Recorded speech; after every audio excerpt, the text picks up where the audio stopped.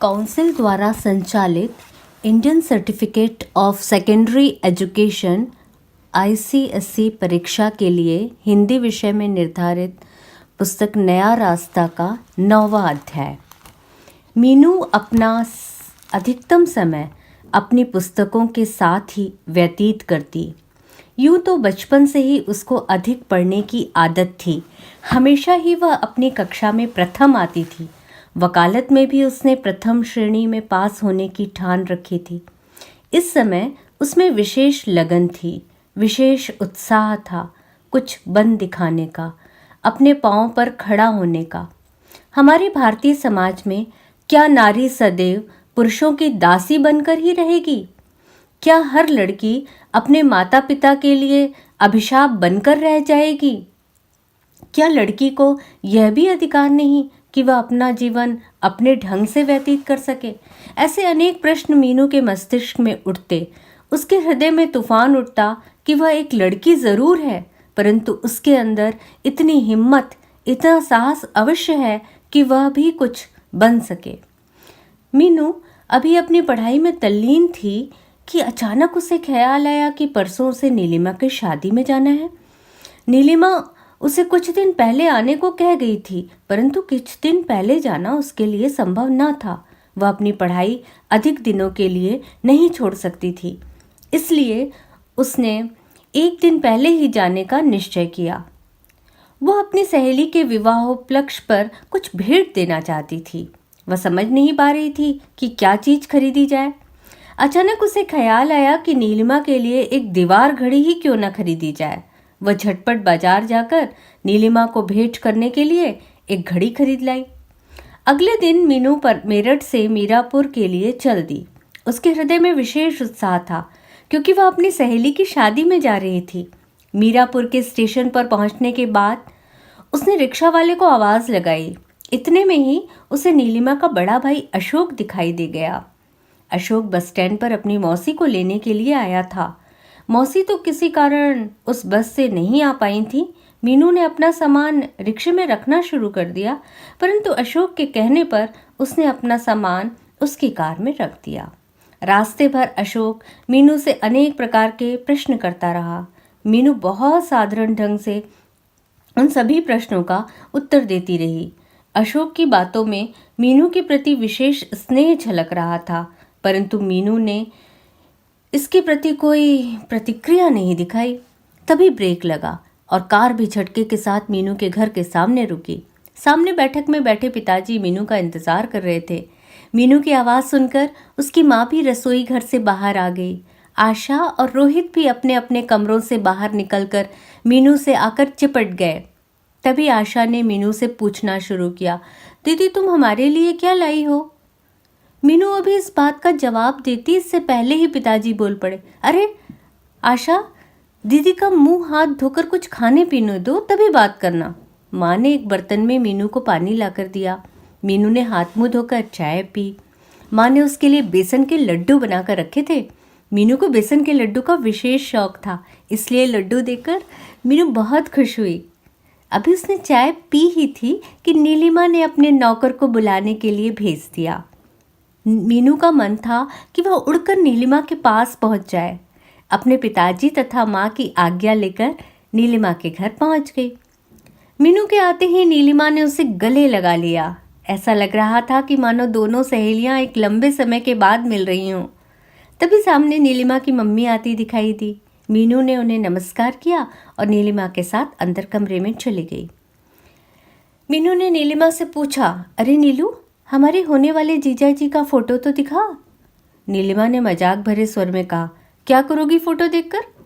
कल उन्हें साक्षात ही देख लेना। क्या तेरे पास फोटो नहीं है? मीनू ने पूछा। अरे क्या ऐसा हो सकता है कि मेरे पास फोटो ना हो? कहते हुए नीलिमा ने अलमारी से एक फ़ोटो निकाला।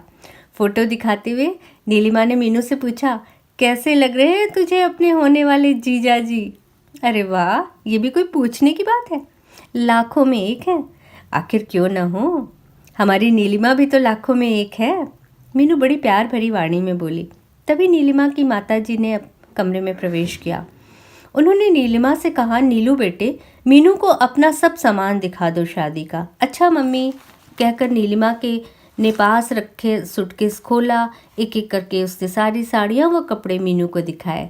मीनू हर साड़ी की प्रशंसा करती रही। रात्रि के 9 बज चुके थे।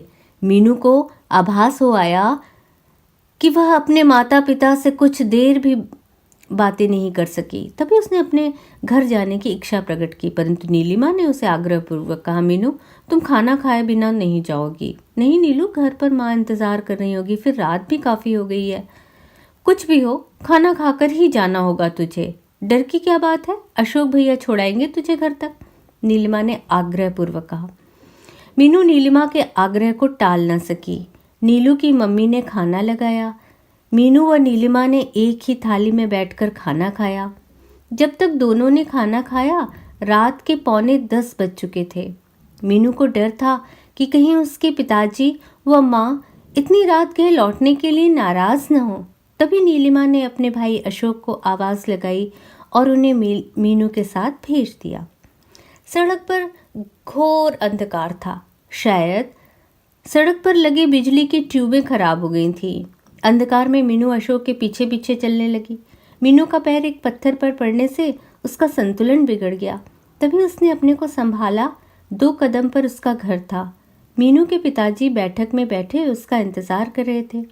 मीनू व अशोक को देखकर पिताजी ने अपने हाथ की किताब मेज पर रख दी। उन्होंने अशोक को बैठने के लिए कहा, परंतु रात अधिक हो जाने के कारण उसने बैठने से इनकार कर दिया। मीनू सीधे अपनी माँ के कमरे में चली गई। माँ उसका इंतजार करके अभी अभी बिस्तर पर लेटी थी। मीनू भी माँ के पास बड़े पलंग पर जाकर लेट गई। मीनू और माँ बहुत देर तक पड़े पड़े बातें करती रही। न जाने मीनू को कब नींद आ गई और फिर सुबह 6 बजे ही उसकी नींद खुली। जैसे ही मीनू की नींद टूटी और उसने करवट बदली, तभी माँ ने एक प्याली गर्म चाय लाकर मीनू के हाथ में थमा दी। कितनी सुखद अनुभूति हुई मीनू को। हॉस्टल में तो सुबह सुबह अपने आप ही चाय बनाकर पीनी पड़ती है, और फिर माँ के प्यार की तो बात ही कुछ और है। निस्वार्थ निश्चल प्रेम होता है माँ का। तभी उसे माँ का स्वर सुनाई दिया, मीनू बेटे, आज नाश्ते में क्या खाओगी? माँ, आज सूजी का हलवा बना दो, बहुत दिन हो गए खाए हुए। मीनू ने माँ की बात का उत्तर दिया। जितने में मीनू नहा धोकर निवृत्त हुई, उतने में माँ ने सूजी का हलवा तैयार कर दिया। मीनू हलवा खाती गई और माँ के हाथ के बने हलवे की प्रशंसा करती रही। आज नीलिमा की बारात आने वाली थी। मीनू के हृदय में विशेष उत्साह था। आज उसकी सहेली की बारात आ रही थी। तभी अचानक उसके हृदय में एक पीड़ा का एक तार झंझना उठा। उसे अनुभूति हो आई कि काश वह भी नीलिमा की तरह सुंदर होती। इसी विचारधारा में तल्लीन मीनू के कान में एक स्वर सुनाई पड़ा, मीनू, नीलिमा तुम्हारा इंतजार कर रही है, तुम्हें बुलाया है। मीनू ने गर्दन उठाकर देखा तो सामने नीलिमा का भाई अशोक खड़ा था। मीनू ने अशोक को बैठने के लिए कहा, परंतु घर में बारात आने वाली थी, इसलिए उस समय बैठना उसके लिए संभव न था। नीलिमा के घर जाने के लिए मीनू ने अपना हरे रंग का सलवार सूट पहना। तभी माँ रसोई से बाहर निकली। मीनू को सलवार सूट पहना देखकर बोली, बेटी, आज तो साड़ी पहन लेती। मीनू ने शीशे में अपना चेहरा निहारते हुए कहा, माँ, शाम तक साड़ी संभालना बहुत मुश्किल होगा। रात को बारात के समय साड़ी पहन लूंगी। शीशे के सामने खड़ी होकर मीनू ने सुंदर ढंग से अपने केश संवारे। इससे उसका रूप और सलोना उठा। गेहुआ रंग होने पर भी उसके तीखे नाक नक्श उसकी सुंदरता में 4 चांद लगा रहे थे। परंतु मीनू के हृदय में जो हीन भावना घर कर गई थी, उसके कारण वह कभी अपने को सुंदर समझ ही न सकी। मीनू ने दर्पण के सामने खड़े होकर अपने को हर ओर से देखा। उसे आभास हुआ कि वह बदसूरत तो नहीं है। सुबह के 9 बज चुके थे। मीनू ने दर्पण के सामने से हटकर माँ से नीलिमा के घर जाने की आज्ञा ली। माँ मीनू को छोड़ने बाहर तक गई। सजी सवरी मीनू का रूप माँ को भी अच्छा लग रहा था। नीलिमा के घर पहुँचने पर उसने देखा कि घर में काफ़ी मेहमान आ चुके थे। बहुत चहल पहल थी। छोटे बच्चों का शोर व बड़ों के बोलने की आवाज़ें सभी से घर गूंज रहा था। मीनू तो सीधे नीलिमा के कमरे में पहुंच गई। मीनू के पहुंचते ही नीलिमा उससे चिपटकर रो पड़ी। नीलिमा को आभास हो आया कि अब उसे यह घर छोड़कर जाना पड़ेगा। 1 घंटे तक मीनू व नीलिमा अपनी बातों में खोई रही। तभी नीलिमा की नज़र अपने मेहंदी लगे हाथों पर पड़ी। कितनी गहरी रची थी उसकी मेहंदी। उसने अपने मेहंदी लगे हाथ मीनू को दिखाए। मीनू ने उसकी मेहंदी की प्रशंसा करते हुए कहा, नीलिमा, तेरा पति तुझे बहुत प्यार करेगा। देख कितनी गहरी रची है तेरी मेहंदी। नीलिमा ने मुस्कुराते हुए कहा, हाँ मीनू, बात तो सही है। इतना कहकर दोनों खिलखिलाकर हंस पड़ी। तभी अचानक मीनू को ख्याल आया कि नीलिमा को देने वाला उपहार घर ही छोड़ आई है। यह ध्यान आते ही मीनू झटपट खड़ी हो गई और नीलिमा से यह कहकर कि मैं अभी आती हूँ, बाहर चली गई। जब मीनू ने कुछ क्षण बाद नीलिमा के कमरे में प्रवेश किया तो उसके हाथ में उपहार था। उसने नीलिमा के हाथ में उपहार थमाते हुए उससे अपनी शुभकामनाएं दी। नीलिमा ने झटपट उस बंद पैकेट को खोलकर देखा। उसमें बहुत सुंदर दीवार खड़ी थी। उसे देखकर नीलिमा उसकी प्रशंसा किए बिना न रह सकी। तभी मीनू ने मजाक भरे स्वर में कहा, नीलू, तो जानती है मैंने ये घड़ी क्यों दी है? ये घड़ी इसलिए दी है कि तू सुबह समय से उठ सके। यह सुनकर नीलू हंस पड़ी। उन दोनों की हंसी अभी वातावरण में गूंज रही थी कि नीलिमा की मम्मी ने आकर बताया, चढ़त से पहले नीलिमा को कुछ रस्में पूरी करनी है, इसलिए वह बाहर आ जाए। नीलिमा उठ खड़ी हुई और मीनू का हाथ पकड़कर उसे भी बाहर ले गई। इतने में ही एक बच्चा बाहर से दौड़ता हुआ आया। उसने सूचना दी कि बारात आ गई है। बारात आने की सूचना मिलते ही नीलिमा के हृदय की धड़कन और अधिक तीव्र उठी। इस समय उसे दुख व सुख की अनुभूति हुई। नए जीवन साथी के मिलन की कल्पना मात्र से ही उसका रोम रोम पुलकित हो उठा। सुख की इस घड़ी में उसे दुख इस बात का था, अब वह घर उसके लिए पराया हो जाएगा। इस कल्पना मात्र से ही नीलिमा का चेहरा उदास हो गया। नीलिमा की मम्मी उसके चेहरे की उदासी देखकर उसके दिल की बात समझ गईं। उसकी उदासी देखकर वे भी उदास हो गई। उनकी आंखें ओझल हो गईं और आंसू टपक पड़े। परंतु यह रोने का समय नहीं था। उन्होंने अपने ऊपर नियंत्रण किया और नीलिमा को आगे की रस्मों के लिए तैयार किया। सारी रस्में पूरी होने तक शाम हो चुकी थी। बारात घर तक आने में 2 घंटे रह गए थे। मीनू ने नीलिमा से घर जाने की इजाज़त ली। उसे भी घर से तैयार होकर आना था। नीलू भी तैयार होने के लिए अपने ऊपर वाले कमरे में चली गई। मीनू के घर आकर शीघ्रातीत अपने कपड़े बदले। उसने गुलाबी रंग की सुनहरे काम की साड़ी पहनी। चेहरे पर हल्का सा मेकअप करने के बाद उसने एक छोटी सी बिंदी अपने माथे पर लगाई। अपने केश खोलकर उसने एक जूड़ा बनाया जिसने उसके चेहरे की सुंदरता में 4 चांद लगा दिए। गुलाबी रंग की साड़ी में सजी सवरी मीनू बहुत सुंदर लग रही थी।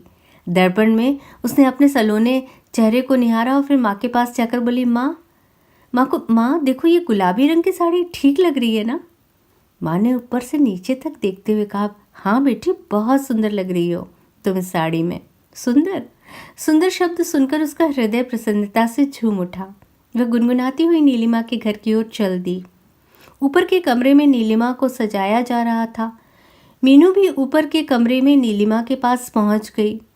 रूप रंग में सुंदर दिखने वाली नीलिमा का आज लाल रंग की साड़ी में रूप और अधिक निखरा लग रहा था। फूलों के गजरे आदि पहनकर उसे सजाया जा रहा था। नीलिमा की और सभी सहेलियां भी वहीं पास बैठी थीं। शहर की जितनी भी औरतें आती, उन सभी का पहला यही प्रयास होता कि ऊपर जाकर नीलिमा से मिलें। छोटे छोटे बच्चे धक्का देते हुए आगे निकलने की कोशिश करते, परंतु उनको सांत्वना देकर नीचे भगा दिया जाता कि नीलिमा दीदी अभी नीचे ही आ रही हैं। नीलिमा के पूर्ण रूप से तैयार होने के बाद उसका रूप ऐसा निखर आया मानो कोई अप्सरा पृथ्वी पर उतर रही हो। हर कोई उसके रूप रंग की प्रशंसा करता। बारात भी घर के पास आ गई थी। बैंड की मधुर आवाज़ भी स्पष्ट सुनाई दे रही थी। जो जो बैंड की आवाज़ और पास आती गई और तेज होती गई, त्यों तो नीलिमा के हृदय की धड़कन भी तीव्र होती गई। बारात घर के दरवाजे पर आ पहुंची। सभी स्त्रियां व बच्चे दरवाजे की ओर दौड़े। सभी के हृदय में एक उमंग थी, एक उत्साह था। सभी दूल्हे को देखने के लिए बेचैन थे। जैसे ही दूल्हा घोड़ी से उतरकर नीचे आया, सब उसकी ओर ही देखते रह गए। रंग रूप में वह नीलिमा से कम नहीं था। दूल्हे को स्टेज पर बिठाया गया। नीलिमा धीरे धीरे मीनू का सहारा लिए स्टेज की ओर बढ़ी। इस समय मीनू का रंग रूप भी सलोना लग रहा था। नीलिमा धीरे धीरे कदम रखती हुई स्टेज तक पहुंची। स्टेज पर जयमाला का कार्यक्रम हुआ। उसके उपरांत मीनू ने एक गीत प्रस्तुत किया। उसकी मधुर आवाज़ ने सबका मन मोह लिया। हर कोई ताली बजाकर उसकी प्रशंसा कर रहा था। तभी बारात में आए एक नवयुवक ने उसकी आवाज़ की प्रशंसा करते हुए कहा, आपकी आवाज़ बहुत सुंदर है। क्या सुंदर गीत सुनाया है आपने। मीनू ने जैसे ही सिर उठाकर ऊपर की ओर देखा तो वह आश्चर्यचकित हो उठी। अरे, ये तो वही लड़का अमित है जो मेरठ से उसे देखने आया था। उसके मुंह से अपनी प्रशंसा सुनने के बाद उसके हृदय में कोई प्रसन्नता की अनुभूति नहीं हुई, वरन उसका हृदय पीड़ा से अकुला उठा। उसके हृदय में द्वेष भावना उत्पन्न हुई उन अमानवीय लोगों के लिए जिन्होंने पैसे के लिए उसका दिल तोड़ा, उसकी भावनाओं को ठेस पहुंचाई। मीनू ने अमित से कोई बात नहीं की और चुपचाप अंदर चली गई। अमित को देखकर न जाने क्यों उसकी अतीत की स्मृतियां ताज़ी हो उठी।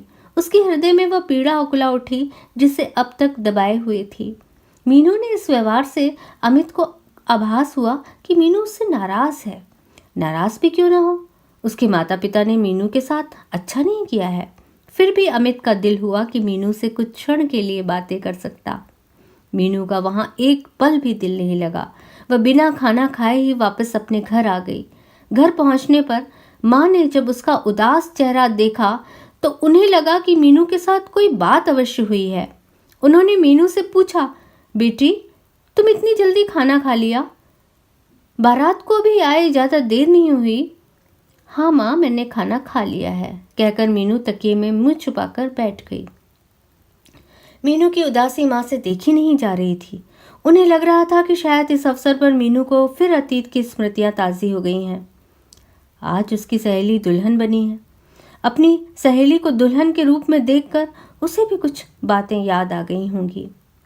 तभी दूसरे क्षण माँ के मन में विचार आया कि कहीं ऐसा तो नहीं कि किसी ने उससे उसकी शादी के बारे में पूछ लिया हो। इसी प्रकार के अनेक विचार माँ के मन में आते थे, परंतु वह कुछ समझ नहीं पा रही थी कि मीनू की उदासी का क्या कारण है। मीनू भी तकिए में मुंह छुपाए अमित के बारे में सोचती रही। उस अमित के बारे में जो उस दिन जब उसे देखने आया था कितने प्यार से बातें कर रहा था। उसकी बातों से बिल्कुल स्पष्ट था कि मीनू उसे पसंद है। पर फिर उसे क्या हुआ? सिर्फ पैसे के ऊपर दूसरी लड़की से शादी को तैयार हो गया। यदि उसके माता पिता ही पैसा लेने के पक्ष में थे तो क्या उसके अंदर इतनी हिम्मत नहीं थी कि वह उनका विरोध कर सकता? यदि उन्हें पैसे वाले घर में ही रिश्ता करना था तो आशा के लिए उन्होंने क्यों लिखा था? ये सब प्रश्न मीनू के मस्तिष्क में बार बार आते, परंतु इन सब प्रश्नों का उसके पास कोई उत्तर नहीं था। कुछ देर तक जब नीलिमा को मीनू दिखाई नहीं दी तो उसने अपने भैया से पूछा, भैया, मीनू कहाँ गई? बहुत देर से दिखाई नहीं दी। अशोक ने उत्तर दिया, पता नहीं, अंदर बैठी होगी। मैं तो बाहर काम में व्यस्त हूँ, इसलिए मुझे नहीं पता। जब नीलिमा अंदर गई तब भी उसे मीनू दिखाई न दी। अचानक बिना कहे मीनू के चले जाने की बात उसकी समझ में नहीं आ रही थी। प्रातःकाल विदा के समय नीलिमा की निगाहें मीनू का इंतज़ार कर रही थीं। मीनू आधी रात्रि तक सो नहीं पाई थी, इसलिए सुबह समय से उठ न सकी। जैसे ही मीनू की आंखें खुली उसने घड़ी की ओर दृष्टि डाली। घड़ी में 7 बज चुके थे। विदा का समय हो चुका था। वह शीघ्र अतिशीघ्र हाथ मुँह धोकर तैयार हुई और नीलिमा के घर पहुंच गई। जैसे ही मीनू नीलिमा के घर पहुंची, नीलिमा की विदाई होने जा रही थी। मीनू को देखकर नीलिमा उससे लिपटकर रो पड़ी। विदाई की इस घड़ी में मीनू के नेत्रों से जल उमड़ पड़ा। नीलिमा की विदाई के बाद वो शीघ्र अपने घर आ गई। घर आकर उसने अपना सारा सामान बांधा और मेरठ चलने के लिए तैयार हो गई। माँ ने बहुत कोशिश की कि एक दिन और रुक जाती तो अच्छा होता, परंतु मीनू अपनी पढ़ाई एक दिन के लिए भी नहीं छोड़ सकती थी। शादी में आना तो मजबूरी थी।